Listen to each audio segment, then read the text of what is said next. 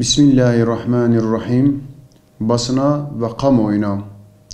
O iş basına geçti mi, yeryüzünde bozgunculuk çıkarmaya, ekini ve nesli helak etmeye çaba harcar. Allah ise bozgunculuğu sevmez. Bakara 205.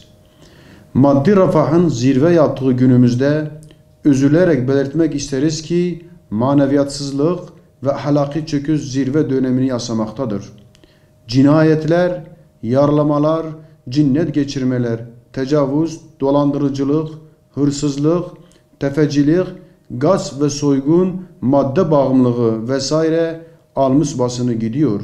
Sağlıkta, eğitimde, ekonomide ne kadar gelişiyorsak gelişelim, maalesef manevi ve ahlaki değerler bakımında bir o kadar geriliyor ve çöküş yaşıyoruz.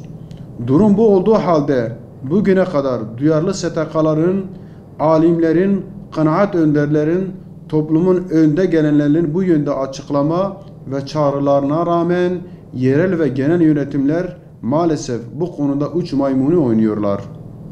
Ortada bu kadar büyük ve ciddi sorunlar, tahribatlar dururken işportacı kardeşlerimizin ekmek teknelerine el koyma, onları yerlerde sürükleme ve her türlü aşağılamayı yapma, küçük esnafın yakasından düşmeme ve vergilerle boğma, hayvan barınaklarına verdiği önem kadar sokaklarda aç susuz yatan gençleri önemsememe gibi bir gerçeklikle karşı karşıyayız.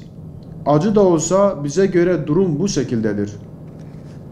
Mustazaflar Cemiyeti olarak kamuoyumuzun da takdir edeceği üzere özellikle son günlerde yerelde kimi duyarlı basınımızın da dile getirdiği günlük evler ile ilgili hassasiyetimizi kamuoyuyla paylaşma gereğini duyuyoruz. Zira bu konuda çok fazla şikayet almaktayız.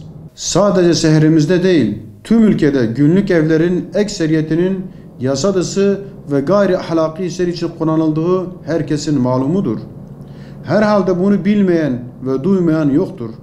Ancak durum bu olduğu halde günlük evler yerden biter gibi çoğalmakta, ciddi herhangi bir denetim mekanizması olmadığı için de her türlü kötülüklerin merkezi ve kaynağı haline gelmektedir. Genç neslimiz buralarda her türlü madde bağımlılığını kazanmakta, buralarda kumar masaları kurulmakta ve bu tür yerler adeta fuhuş yuvaları haline getirilmektedir. Aile mefhumunu ortadan kaldıran bir sektör halini almaktadır. Ancak bu konuda ilgili ve yetkili kişilerin yeterince önlem aldıkları, denetlediklerine dair olumlu bir algı kamuoyumuzda söz konusu bile değildir. Sonuç olarak birer pislik yuvası haline getirilen ve genelde bu amaçla yapılan günlük evlerin çok acil bir şekilde çok ciddi bir denetim ve ceza mekanizması kurularak gözden geçirilmesi ve denetimden geçmesi gerekmektedir. Bizlerin ve Müslüman kamuoyunun beklentisi bu yöndedir. Mustazaflar Cemiyeti Batman Şubesi.